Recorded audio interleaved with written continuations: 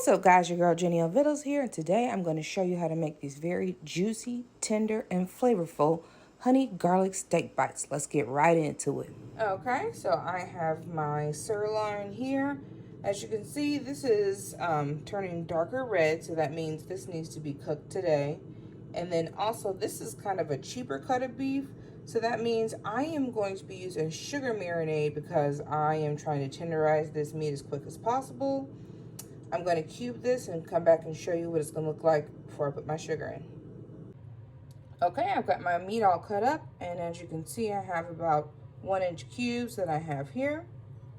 Now I'm going to put about 1/4 of a cup of sugar, and that's it. I'm going to let it marinate in the fridge for about 2 hours.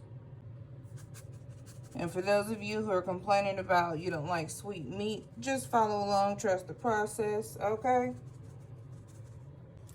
I'm going to mix this in, and when we come back after it's marinated, the sugar will have dissolved.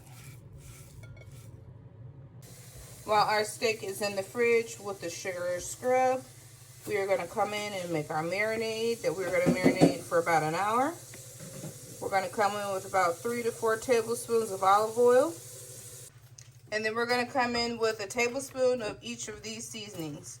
So we're going to start off with our McCormick Brazilian Steakhouse Bomb. If you haven't tried it, go ahead and get that. Then next up, we have our Montreal steak seasoning. Also delicious. 25% less sodium. And you know who else has a low sodium spice? Naija Grille. Go over there and get that. Okay. We also have a 21 Seasons Salute by Trader Joe's.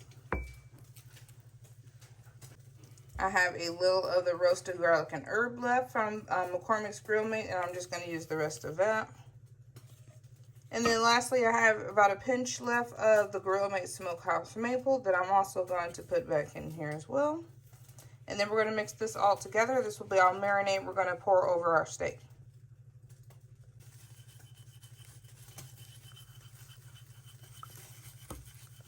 Okay, our meat has been marinating in that sugar for about 2 hours now, and as you can see at some of the bottom here, just pulled some of the moisture down, making this meat so much more tender, perfect for our marinade. I'm going to come in now with my marinade, pour this all over, and then I'm going to give this a mix and let this vibe out in the fridge for at least an hour. Alright, our meat has had time to marinate, and now it is time to cook up.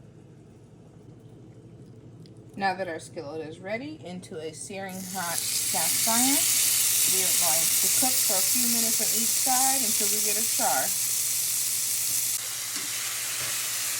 Okay, we're just about finished of where we're going to stop cooking them. We're going to take them off the heat. Okay, this is what these are looking out straight out the pan. Now we're going to cook our second batch right into the same pan. In the same pan that we just finished cooking our steak in, we are going to come in with a stick of butter. We are going to be making our little garlic butter sauce to pour on top of our steak. Make sure your fire is down very low. You don't want to burn your butter. Yes, those remnants on the bottom of the pan will come up as well. It's okay. Okay, now that our butter is almost finished being melted, we are going to start to season. I'm going to come in with 1 tablespoon of minced garlic. Do it fresh if you can. Between 2 to 3 tablespoons of honey, depending on your sweetness level. I'm going to use about 2. Going to come in with a squeeze of lemon juice. And lastly, just a little sprinkle of lemon pepper. Let's mix this all together. This deliciousness is going to go on top of our tender steak. Alright, now we want to pour our sauce over our steak. Okay, time to plate up. We have homemade mashed potatoes and a homemade mushroom gravy. We're going to come in with our mushroom steak bites. They look delicious, tender, juicy. Okay, and then you got your finished result. Make sure you guys like, share, follow, repost. Tell everybody we got heat over here. Enjoy.